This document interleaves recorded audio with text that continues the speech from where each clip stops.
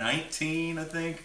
We're going to throw streamers and confetti when this hits up to 50 or 100 or something like that. But thank you for joining us again. We're going to kind of make the most out of some leftovers. Those of you who joined us on, when did we do it? Monday, we made some chicken cacciatore. You're going to see a few things that look a little bit similar to that, and that's by design, because, you know, this is not real, this is not, you know, pretend studio cooking. We are really genuinely eating this food here and genuinely doing the shopping run. So trying to make the most of a packed out fridge and kind of get the most bang for your buck and most meals out of the things that we have, to not have just sheer variety of things piling up. And so kind of taking from the idea of the tomatoey but still kind of pepper forward chicken cacciatore, we look to do kind of a riff, kind of a goof on sausage and peppers, which, you know, I love dearly in a bunch of different formats. So I wanted to kind of hopefully do this as close to start to finish as possible. So I got some onions cooking down, and then I've got 2 peppers. One green, which in this case is poblano, one red, a red bell. I like to get a little bit of color on my onions first. Just this is personal preference. I don't really like the raw onion bite. If you wanted to cook this over high heat and you did like that, just kind of let the outside soften up and get a bit of color, that would be good too. Let some of the texture kind of come from the peppers in this case. We got Woody in the house. Hey, Woody. He says whiskey does help. It does, especially in these times. And you're in a good neighborhood for a lot of good brown liquor over there. Thanks for watching, man. Yeah. We had Woody really enjoyed our bucket of chicken family dinner from Table of Maine last week. It was super good. That's right. We would encourage everybody, especially those of you up in the Roswell, Alpharetta, or even if you just wanted to get in the car and make a drive and not talk to anybody, get on up to Table of Maine and they're doing pickup at Osteria Matone.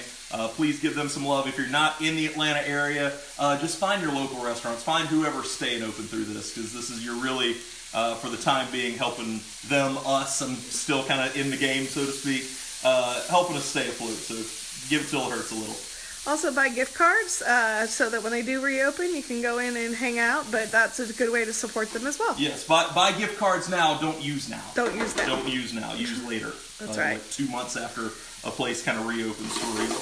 Hola, Jaime. Hey, Jaime.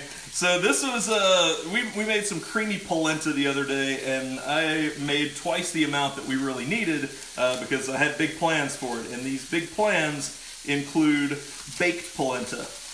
So we just grated a little bit of pecorino cheese over the top, and I've got a greased baking sheet behind. You can cut this into whatever shapes you want. I've seen some people break out the cookie cutters or whatever. Triangles seem to work fine for me. And there's no waste left over. And I'm looking just to get maybe a little bit of browning on this, but for it to heat all the way through. Let's check out our peppers. It is fully cooked, so now we're just looking to get it hot. Oh, wrist flip action. Yeah. Doing the best we can with the weighted pan. So I like a little bit of background flavor in mine, so we're going to add just a touch of crushed red pepper. You know, if you were working with a hot Italian sausage or hot sausage in general, you could leave that out. In our case, even though you know, we're trying to minimize our trips to the store, as most of you have probably seen, if you're going out, the grocery stores are slim pickings these days. They are not restocking to full inventory, and if you're anything like the one by us, the Publix by us in Smyrna, you have a limit on how much per section you can buy. And so in this case, turkey sausage, it's kind of made in the style of kielbasa, so it's very garlic forward. That was about the only thing that was available to us. But if you're able to find bulk sausage, if you wanted to do the sweet route, if you wanted to do brats, you could do that. Just whatever you can get your hands on. Cool. We have a question from Kari. Do you have any tips on frying polenta? It always seems to fall apart on me. On fine polenta? Frying polenta. Frying polenta. Let's see. So I would make sure that if you plan on frying it, cook it with less liquid than you would for a creamier variety. So, you know, they'll always tell you 3-to-1. It's really, for a creamy polenta, it's about 4-to-1. And if you're making grits, depending on how coarse the grind is, even something like an Anson Mills or a Logan Turnpike, that can even get up to 5-to-1 liquid to ground up corn. So with the polenta, I would definitely go 3-to-1. If it's starting to look a little loose, it should flow kind of thick out of the pot as you're planning to fry it. You can even bake it a little while first and let it help set up, then chill it down, and then cut it into your shapes if you're going to fry it. So, good tips. I hope that helps. Got Dean is back and Brad. Hey, brother. Hello to everybody on Hump Day. Hump Day. It is Wednesday. It's hard. I have to kind of remind myself because I never know what day it is. Well, it's like there's none of those kind of external reminders of, oh well, this live show may have been on, or this sporting event because this always airs on Thursday, or this happens on Monday, and I'm like, I got no friggin' idea what day it is. That's right. Sports are a major teller of time, aren't they? You kind of like, if it's basketball season, it's March Madness for the NCAA and stuff. So, yeah. We don't have those markers anymore. Yeah. So I just added 1 clove of sliced up garlic, very thin. You could mince it. You could leave it out. Again with the peppers, if you didn't want to buy fresh, if you were just, if you're trying to pack out the dry section of your pantry and save the fridge, maybe you got kids and you need room for all those gallons of milk and such, you could use jarred roasted red peppers and slice them up. You just want to cook them less so they don't turn to mush. You could use the diced green chilies, the roasted green chilies that you find in the Mexican section of the international aisle. You could use pimentos if you wanted to. Just, whatever. Kind of make it your own. Love the color on that. Yeah, I'm trying to get a little bit of softness to it. I mean, this is, I think cooking over a match might be hotter than this. I know. Our little burner that could is not exactly getting piping hot. That's right. That's okay. So to kind of help the process along, since it is cranked up to the max, I'm going to go ahead and add my sausage in. This particular one is already cooked. If you had a sausage that was not, you may want to add it in and kind of firm up the outside. You could always poach it in water, in beer, in whatever kind of aromatic liquid you may want. Or non-aromatic, just to kind of set the outside and then finish cooking in our sauce here. Just make sure that it's, if you are using one of those, make sure that it is cooked all the way through before you serve it. So why do you like sausage and peppers? Is it just comfort food, or why'd you pick this dish? Well, in the words of Vincent Vega, sausage tastes good. But it's one of those that doesn't take a ton of ingredients. There's a lot of stuff that we already have on hand in our, I'm just going to kind of use the broad sense of the term pantry. We keep onions and garlic regularly.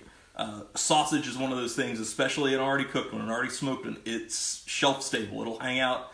It'll be able to last in your fridge for a while. So if you, let's say you make a run to the store and you're able to buy fresh seafood, eat that first and then kind of work towards, all right, I'm going to go with maybe my poultry next. So if I got some chicken thighs or whole chicken I want to roast, do that next. Then work towards, maybe if you were able to buy some beef or something that's okay to be wet aged for a little while, and then working towards sausage and some of the more preserved elements in there.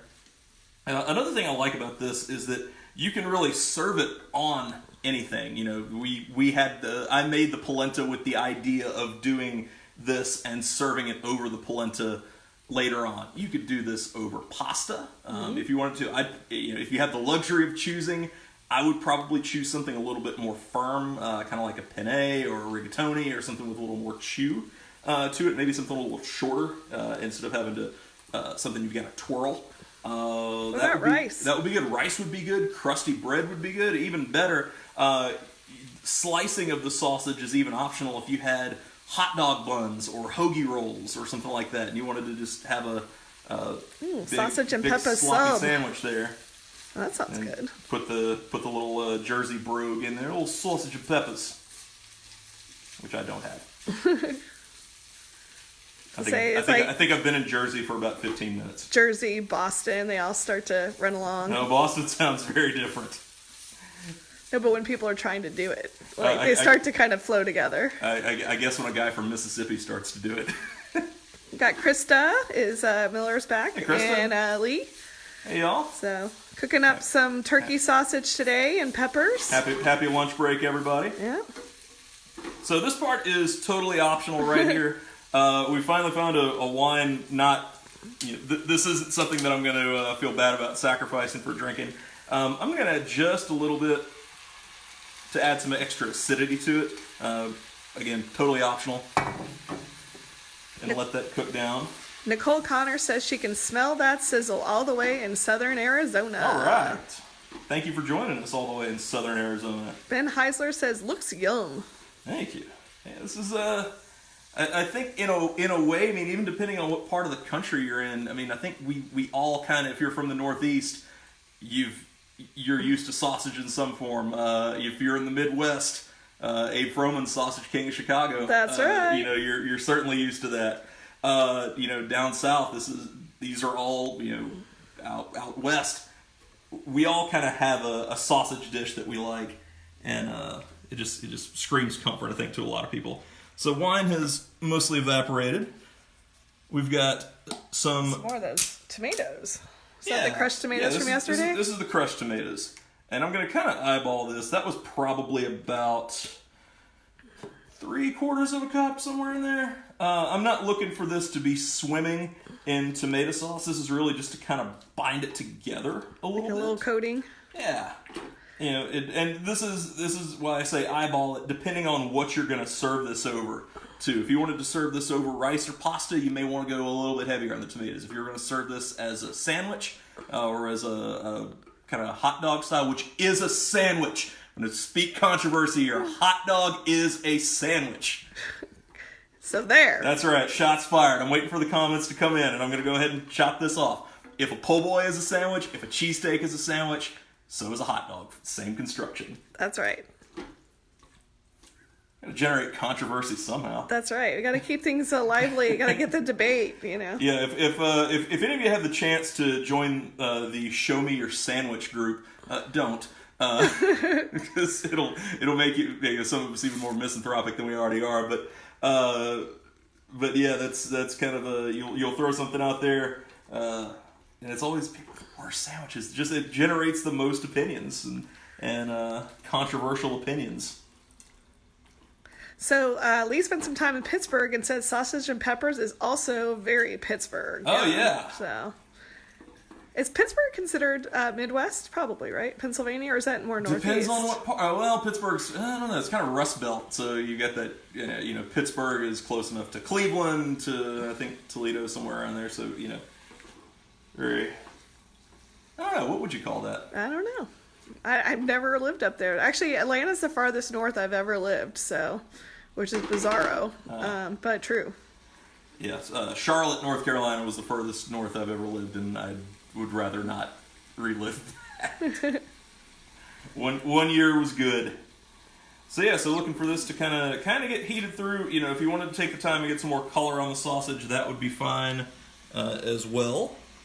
You could smell it. Oh, the peppers are just amazing right now. Check on our polenta here. Ooh, polenta's sizzling up. I can see it from here. Yeah. And John Barkell is back. Hey, John. Hope you're doing well. So if you wanted to even let's go straight to our plates here, because this is our lunch right now. Lunchtime. If you wanted to turn your broiler on and get a little bit more color on it, you can do that. That sounds good. Make it a little bit more crispy to stand up a little bit more. And also just with your polenta itself, if you wanted to, we're not going to look at that. Losing points in presentation here. This is going to be the one we take the picture of. That's right. If you wanted to take, like I said, I made this because I was making creamy polenta. If you wanted to make it with the idea of just doing baked polenta, you'd want to do a little bit less liquid in there. I was just being lazy and wanted to do it in one go around. That's right. But our stuff is hot. Scoop over the top. Make sure I'm not skimping on the sausage front. That's right. It's all about sausage. That's right. Sausage party. And we'll clean that up and make it look pretty. we'll do it now. Okay. Doing it leaning over a cutting board to do this. And then, if you wanted to add any type of cheese to it, if you wanted to put it on, serve it in a dish and put mozzarella or ricotta or something over that, that would be good. This is just pecorino because we have it. And that's it. Sausage and peppers. Thank you all for watching. Until next time, stay safe, stay indoors, wash your hands. See you next time.